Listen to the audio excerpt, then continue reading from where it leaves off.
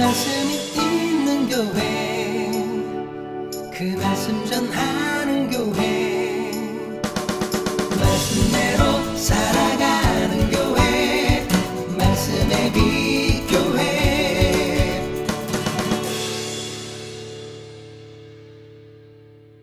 오늘은 시선 고정이라는 제목으로 함께 말씀을 나누고자 합니다.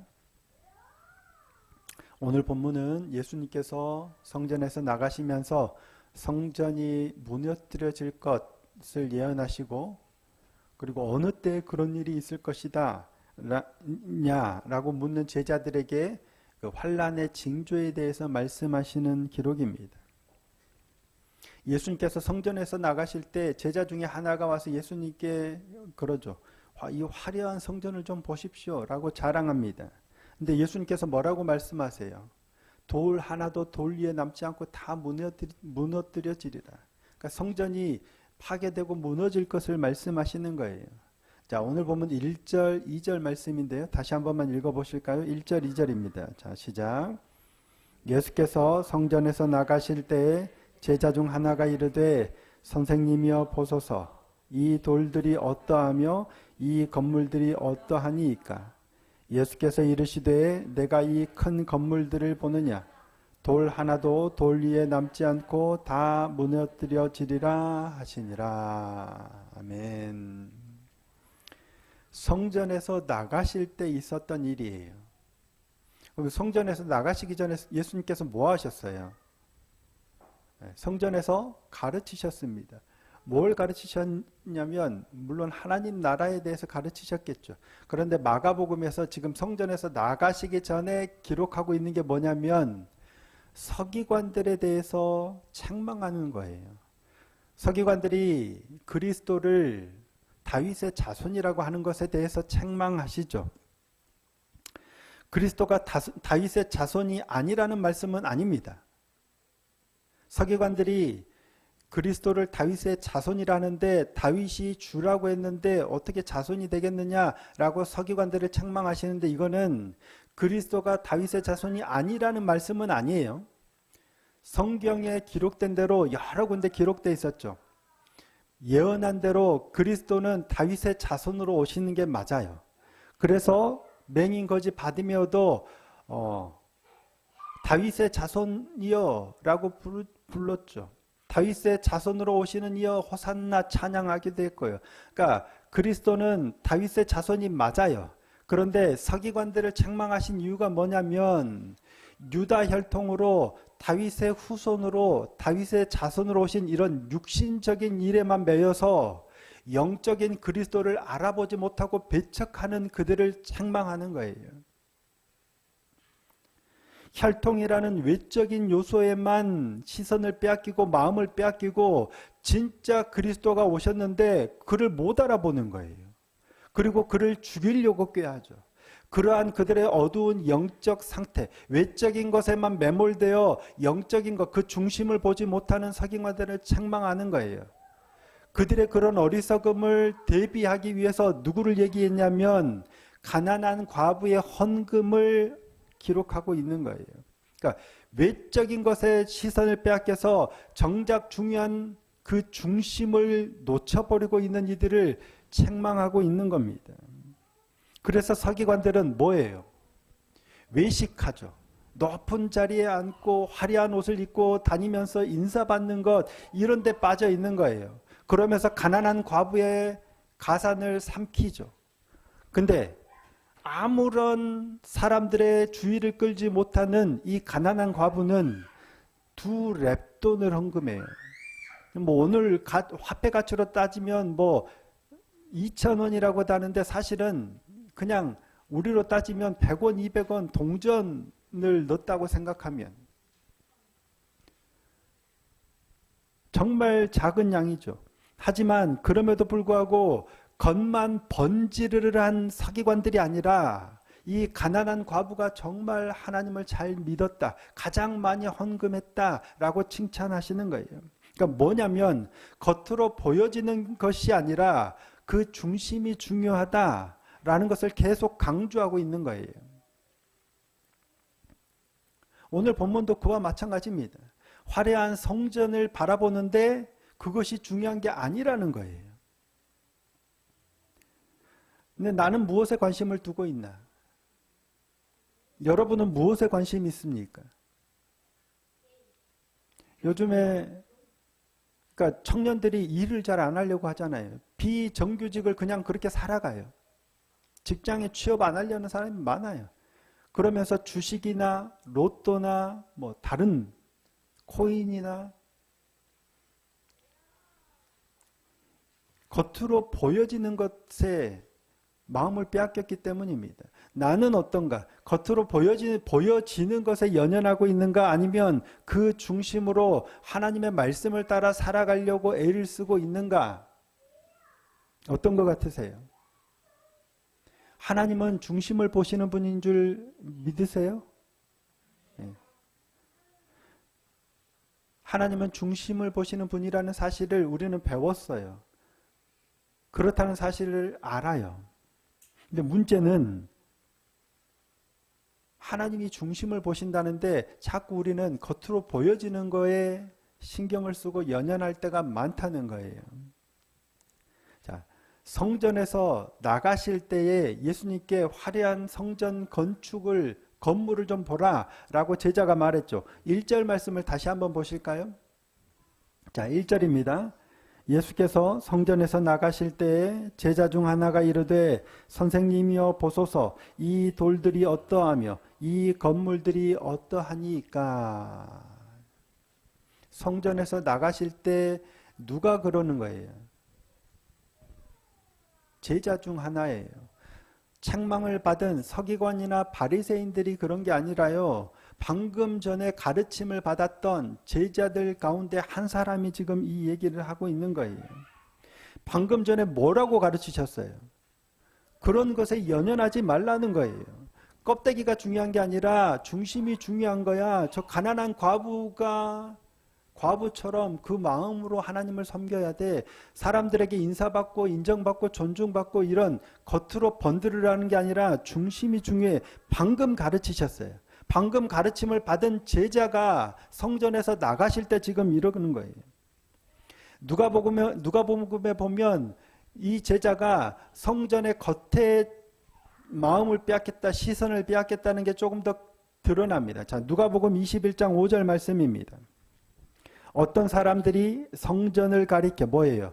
그 아름다운 돌과 헌물로 꾸민 것을 말하며 예수께서 이르시되 뭐라 한 거예요? 와, 이 성전 건물이 얼마나 화려하고 얼마나 멋있고 얼마나 웅장합니까? 라고 예수님께 지금 자랑한 거예요. 방금 예수님께서 그거 주목하지 말라라고 말씀을 하셨는데 성전에서 나오면서 지금 그러고 있는 거예요. 우리도 마찬가지죠. 예배 시간에 우리 잘못했구나. 우리가 또 그랬구나. 이거 은혜 받고 회개하고 막 눈물 흘리면서 찬양하고 감사하고 나가면서 뭐예요? 우리 시선이 여전히 눈에 보여지는 것들에 또 빼앗기잖아요. 분명 배웠는데 배웠다고 배운 대로 사라지는 게 아니에요. 은혜 받고 하나님 말씀대로 바르게 살겠습니다 해놓고 나가면서 식당에서 주차장에서 금방 또 무너져 버리잖아요. 한두 번 배운다고 되는 게 아니라는 사실이에요. 방금 배워서 깨달았는데도 불구하고 여전히 시선이 화려한 걸로 가는 거예요. 이게 우리예요. 그래서 배우라. 그리고 깨어있으라. 어제 저녁에 제가 카톡으로 이 메시지 잠깐 남겼죠. 어제 본문에 그래요. 배우라. 그리고 깨어있으라를 계속 반복해서 강조해요. 배우되 깨어있지 않으면 주위에서 깨어있지 않으면 배운 대로 살아가기가 어렵기 때문입니다. 배우는 것도 중요하지만 그보다 더 훨씬 중요한 게 깨어 그 배운 대로 살려고 애를 써야 한다는 거예요. 자녀들이 부모의 말을 잘 들어요, 안 들어요? 지지리도 안 듣죠. 한 번 얘기해서 들으면 얼마나 좋을까요? 안 듣죠. 두 번, 세 번. 듣겠다 했는데 세 번 해서 듣던가요? 100번 해도 안 듣죠. 아우 답답하고 속이 복장 터질 것 같아요. 그죠? 그래요. 1000번을 해도 안 듣죠. 계속 반복적으로 가르치는데 잘 안 돼요. 그럼 어떻게 할까요? 화를 내면서 얘를 포기해야 될까요? 아니면 막 어떻게 해야 될까요? 그럼에도 불구하고 또 가르치고 또 가르치고 또 가르치고. 왜? 우리가 그런 존재이기 때문이에요. 방금 가르치고 방금 깨닫고 은혜 받았다고 하는데도 나가면서 그래요. 이게 우리예요. 방금 공부 이렇게 하면 안 되겠구나. 엄마 아빠 말씀처럼 이렇게 해야 되겠구나. 약속하고 나가면서 또 안 돼요. 우리도 마찬가지입니다. 한 가지를 고치기 위해서 얼마나 피나는 노력이 필요해요. 저도 마찬가지지만 좀 더 이거 해야 되겠다, 안 좋은 거 고쳐야 되겠다 수도 없이 다짐하는데 또 넘어지고 또 넘어지고.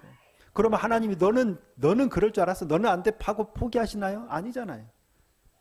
또 기회를 주시고 또 기회를 주시고. 그 중에서 특별히 우리가 고쳐야 할 게 뭐냐면 시선입니다. 이때 말하는 거는 시선, 가치관, 관점. 세상을 향해 있는 우리의 시선을 끊임없이 고쳐야 돼요. 왜요?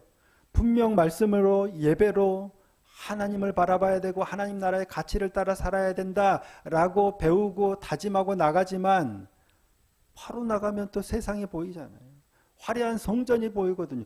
나도 저 화려한 성전을 꿈꾸는 거예요. 교회 열심히 다니는 만큼 그보다 훨씬 중요한 게 뭐냐면 하나님 나라의 가치를 품는 거예요. 그리고 그 가치를 따라 살려고 애를 쓰는 거예요. 우리가 신앙인이라면, 하나님을 믿는 하나님의 백성이라면, 하나님의 자녀라면 반드시 기필코 붙들어야 하는 게 바로 이 시선이에요. 하나님을 향한 시선. 하나님의 가치를, 하나님 나라를 향한 그 시선이에요. 이것에 실패한 대표적인 사람들 수도 없이 많죠. 이스라엘 역사에서 딱 2명만 들라면 물론 어마어마하게 많지만 사울 왕과 솔로몬이 대표적입니다. 사울 왕은 이스라엘의 첫 번째 왕이죠. 누가 세우셨어요? 하나님이 택하셔서 하나님이 세우신 왕이에요. 그런데 그를 세운 걸 후회하세요. 왜? 그가 하나님을 향한 시선이 어긋나서 세상으로 계속 향하고 있었기 때문이에요. 이스라엘의, 제가 여러 번 반복을 드렸지만 이스라엘 백성의 전쟁은 누구의 전쟁이에요? 네, 하나님의 전쟁, 여호와의 전쟁이에요. 하나님이 왕이시고 하나님이 싸우시는 거예요. 이스라엘이 싸우는 거 아니에요.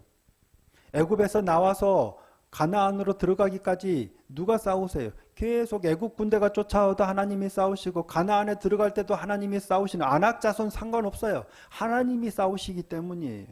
가나안에 들어가서도 누가 블레셋이 아무리 후세해도 상관없어요. 하나님이 싸우세요. 하나님의 전쟁이거든요. 그러니까 시선이 하나님께로 향하면 되는데 사울은 하나님을 바라보고 하나님을 의지하면 되는데 누구를 의지해요? 힘과 권력을 의지하는 거예요. 세상을 의지하는 거예요. 여호와의 전쟁, 하나님이 아니라 세상을 의지해요. 그래서 힘있고 용감한 사람을 만나면 모읍니다. 이게 아마 지난주에 했나요? 그리고 그 다음에 솔로몬은 다음 주에 할 성경 공부 내용입니다. 자, 사무엘상 14장 52절입니다.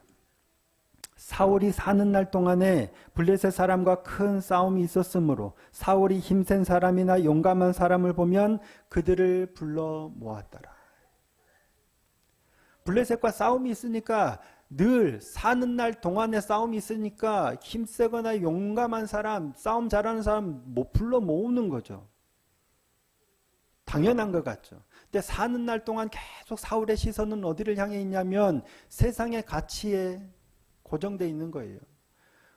우리의 싸움은 누구에게 있어요? 군사가 많거나 말의 수나 칼과 창에 있지 않아요. 하나님께 있어요. 그런데도 계속 시선이 향하는 거예요. 솔로몬도 마찬가지입니다. 솔로몬은 우리가 되게 좋은 왕으로 알고 있죠. 다른 어떤 부귀와 영화나 이런 것도 구하지 않고 장수도 구하지 않고 뭘 구해요? 지혜, 듣는 마음을 구해서 하나님이 기뻐하심으로 그가 구하지 않은 것도 다 주신 그런 왕이에요. 심지어 하나님의 성전을 건축하기도 했죠. 되게 좋은, 그때까지만 해도 아주 훌륭한 왕이었던 것 같아요. 그런데 솔로몬의 시선이 어디로 향해요? 세상으로 향해요. 그래, 여자에게로. 여자에게로 향한 이유가 뭘까요? 이게 다음 주에 우리가 함께 나눌 내용이지만 솔로몬의 이름은 샬롬이에요. 평안, 평화예요. 솔로몬은 전쟁을 하지 않아요. 그의 아버지 다윗은 끊임없이 전쟁을 통해서 나라를 확장하고 가는 곳마다 이기게 하셔서 나라를 확장했죠. 그래서 전쟁을 많이 해서 성전은 네 아들 솔로몬이 건축하라라고 하실 정도였어요. 솔로몬은 전쟁하지 않아도 돼요. 그만큼 싸움이 없이 부요해요. 그런데 전쟁을 하지 않았던 솔로몬이 택한 게 뭐냐면 정략 결혼입니다. 그래서 아내를 많이 두는 거예요. 여호와의 전쟁인데 나라가 안정되고 평화로운 건 하나님께 달렸는데 그게 아니라 애굽의 바로의 딸과 결혼해서 전쟁하지 않고 어느 나라의 정략 결혼이 그 이유예요. 그러면서 말도 많이 사 모으고 성도 많이 짓죠. 성전. 그래서 이스라엘 솔로몬이 사는 날 동안 이 노역이 그치질 않아요. 솔로몬이 죽은 후 르호보암이 왕이 됐을 때 그의 아들 르호보암이 왕이 됐을 때 백성들이 뭐예요? 노역을 줄여달라고 하는 거예요. 왜? 솔로몬한테 계속 노역을 했기 때문이에요. 이스라엘의 힘이 어디에 있어요? 하나님께 있어요. 그런데 솔로몬은 그렇지 않았던 거예요. 군사력, 재력, 그런 부귀 이런 거에 있었던 거예요. 성을 건축하고. 그러니까 솔로몬의 시선이 어디로 향했냐면 하나님이 아니라 철저하게 세상으로 향해 있었던 거예요.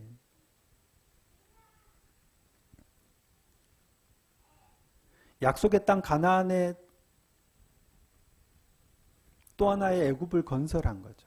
하나님께서 출애굽 시키실 때 애굽의 가치에서 뽑아내어 하나님 나라의 가치로 살라고 가나안 땅에 넣었는데 약속의 땅에 넣어주셨는데 그 땅을 또 하나의 애굽의 가치가 통용하는 애굽을 만들어버린 거예요. 구약을 한마디로 하면 뭐라고 그랬어요? 출애굽에 실패한 이스라엘 역사라고 말씀드렸잖아요. 누군가 교회를 이렇게 구분하기도 합니다. 오늘날 교회를 대형교회와 소형교회가 아니라 대형교회와 대형교회가 되지 못한 교회로 구분하기도 합니다. 이유가 뭐냐면 대형교회는 이미 대형교회를 이룬 교회지만 대형교회를 꿈꾸거나 되고 싶지만 그러지 못한 교회로 구분을 하는 거예요. 꼭 그런 건 아니지만 굉장히 많은 수의 목회자들이 그렇기 때문이에요. 대형교회를 꿈꾸는 거예요. 대형교회가 되고 싶은데 능력이 안 돼서 뭐가 안 돼서 지금 못 되고 있을 뿐이에요. 기회가 되고 주어만 진다면 대형교회가 되고 싶은 거예요. 그런 가치가 뭐냐?